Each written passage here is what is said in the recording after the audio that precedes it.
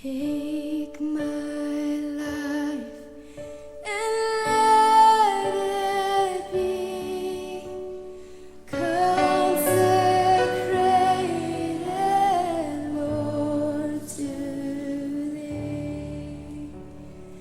Take my hands and let them move, and the apples of Thy love, and the apples of Thy love. Hola, soy Caleb Andrade. Te invito a que me acompañes a meditar en la palabra de Dios en estos 21 días de ayuno y oración. El tema de la meditación de este día es el poder y el mensaje del Evangelio, parte 2. En la meditación pasada hablamos acerca de la importancia que tiene el estudio diligente y la práctica del Evangelio, que es la doctrina central de las Sagradas Escrituras, como un deber ineludible para el creyente. De esta manera, evitaremos caer en el engaño de falsos evangelios, pero mayormente evitaremos enseñar un evangelio distinto al de nuestro Señor Jesucristo. Concluimos que el evangelio es único, y el día de hoy hablaremos sobre el poder del evangelio. Así que te invito a que abras tu Biblia conmigo en la carta a los Romanos capítulo 1, versículo 16. Cito: «Porque no me avergüenzo del evangelio, pues es poder de Dios para salvación a todo aquel que cree, al judío primeramente y también al griego». Fin de la cita. La frase inicial del apóstol Pablo en esta cita es: «porque no me avergüenzo del evangelio». Recordemos que Pablo había sido encarcelado en Filipos, según lo registra Hechos 16 del 23 al 24. Fue echado de Tesalónica, según Hechos 17:10. Fue sacado a escondidas de Berea, según Hechos 17:14.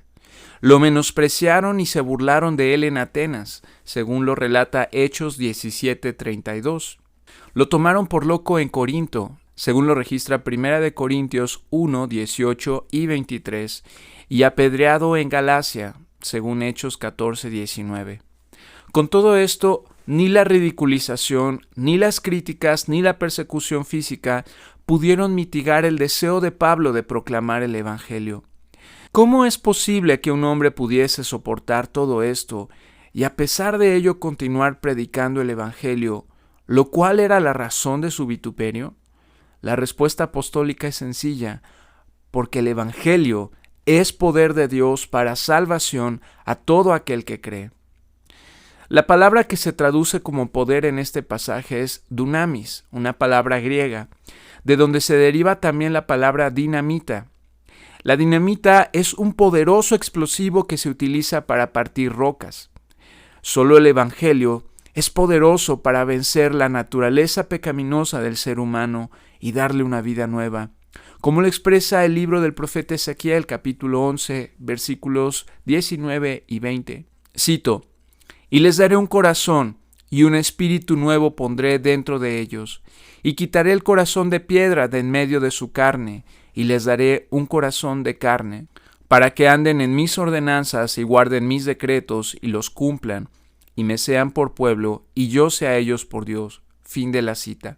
Solo el poder de Dios puede romper el corazón de piedra del hombre y vencer su resistencia a Dios para poner un corazón de carne, es decir, para darle vida de manera que responda al llamado de Dios para obedecerle y amarle. Ahora bien, el Evangelio es poder de Dios para salvación, pero ¿de qué nos salva Dios? Como mencionamos en la meditación del justo juicio de Dios, la justicia de Dios demanda un castigo justo y perfecto para todo pecado cometido por el ser humano. La ira de Dios será derramada justamente sobre los pecadores impenitentes en el infierno por la eternidad, y ha sido derramada en Jesucristo en la cruz del Calvario de manera sustitutiva en lugar de aquellos que crean en Él.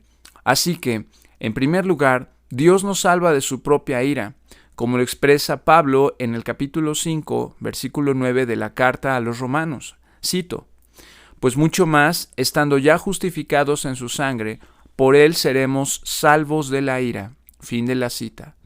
Nos salva de la perdición. Cito Mateo 18:11. Porque el Hijo del Hombre ha venido para salvar lo que se había perdido. Fin de la cita. Nos salva de las tinieblas. Cito 1 de Pedro 2:9. Mas vosotros sois linaje escogido, real sacerdocio, nación santa, pueblo adquirido por Dios, para que anunciéis las virtudes de aquel que os llamó de las tinieblas a su luz admirable. Fin de la cita. Y nos salva de la maldición de la ley. Cito Gálatas 3:13. Cristo nos redimió de la maldición de la ley, hecho por nosotros maldición, porque está escrito, maldito todo el que es colgado de un madero. Fin de la cita. El requisito indispensable para acceder a esta salvación tan grande es creer, tener fe, pero no cualquier tipo de fe, porque los demonios también creen y tiemblan, de acuerdo con la carta de Santiago, capítulo 2, versículo 19, sino que es necesario tener una fe salvífica, es decir, una fe que produce salvación.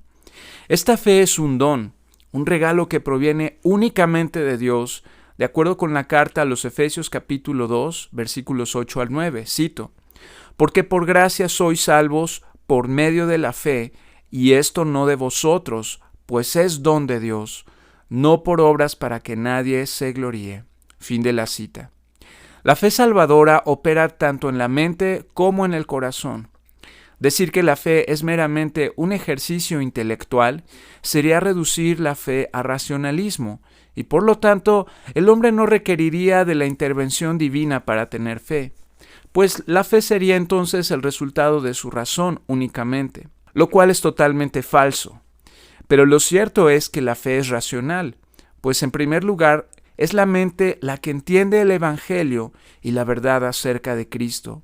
Por otro lado, decir que la fe es únicamente una expresión del corazón sería reducir la fe a emocionalismo, lo cual es falso también. Si bien es cierto que nuestro corazón se inflama de gozo inefable y glorioso por el amor con que Dios nos ama, por lo cual nosotros le podemos amar a Él, amor expresado en la salvación tan grande que nos ha concedido por gracia, resulta cierto también que las emociones del creyente pueden experimentar gran abatimiento durante la prueba. No así la fe, que se mantiene firme a pesar de la prueba y a pesar de nuestras emociones cambiantes, por la gracia de Dios. El poder de Dios para salvación significa que nada ni nadie puede oponerse a su voluntad para salvar, ni siquiera la dureza de nuestro corazón, como hemos visto. El apóstol Pablo lo expresa así en su carta a los Romanos capítulo 8, versículos 35 al 39. Cito, ¿quién nos separará del amor de Cristo? ¿Tribulación, o angustia, o persecución, o hambre, o desnudez, o peligro, o espada? Como está escrito, por causa de ti somos muertos todo el tiempo, somos contados como ovejas de matadero. Antes, en todas estas cosas somos más que vencedores por medio de aquel que nos amó, por lo cual estoy seguro de que ni la muerte, ni la vida, ni ángeles, ni principados, ni potestades, ni lo presente, ni lo porvenir, ni lo alto, ni lo profundo, ni ninguna otra cosa creada nos podrá separar del amor de Dios que es en Cristo Jesús, Señor nuestro. Fin de la cita. Que el Señor te bendiga.